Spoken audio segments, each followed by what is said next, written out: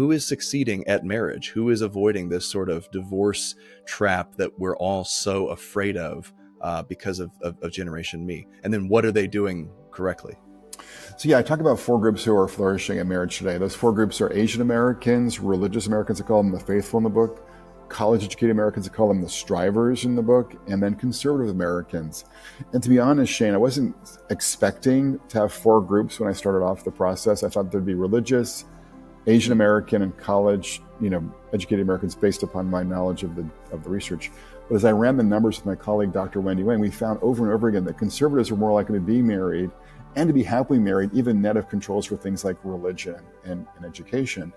And so I think that's because of the ways in which conservatives today are more likely to be exposed to and to embrace, marriage-friendly messages, and also to kind of embrace also classic virtues like fidelity. What's striking in the data too is that we see almost like a 40 percentage point difference in the share of Americans between conservatives and liberals who would say that infidelity is always wrong. And this is a new thing, Shane. So there's something about the way in which liberals are embracing a lot of ideas on things like fidelity, polyamory, the importance of, marital permanence, that are just pushing them in a less marriage-friendly direction in terms of their values.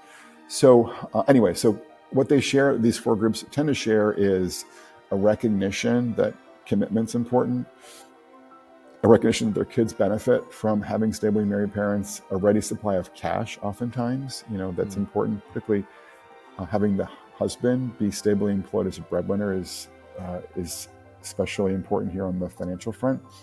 And then communities that kind of either explicitly, as with religious Americans, church-going Americans, or implicitly, as with many Asian Americans or more educated Americans, implicitly kind of expect them to get and stay married when it comes to raising their families. So there's both a class story, which a lot of elites know about. I mean, many people who obviously are in journalism and academia know that more educated and affluent Americans are more likely to succeed at marriage today. That's not news. But what is new in my book is just the cultural story, and that is that, again, Asian Americans, religious Americans, and conservative Americans in somewhat distinct ways are managing to forge more successful marriages because they have certain kinds of values and virtues that translate into more stimulus. Just going to give you one concrete example. Just in the last 2 days, saw a piece from a Wall Street Journal reporter, and she was saying a lot of her friends were getting divorced or kind of thinking about getting divorced. And so she and her partner were going to be kind of having a shared checking account and a pair of separate accounts, or some separate accounts, to kind of, basically protect themselves financially.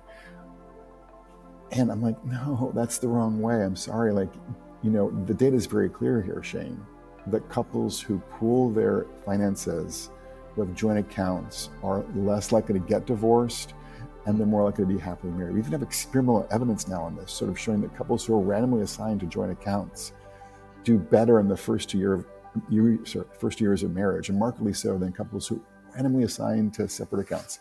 So Again, kind of approaching money with a we before me mindset rather than a me first mindset is the way to forge a good marriage. And that extends to like shared last names and just any number of other things are all part and parcel of forging a strong and stable marriage today.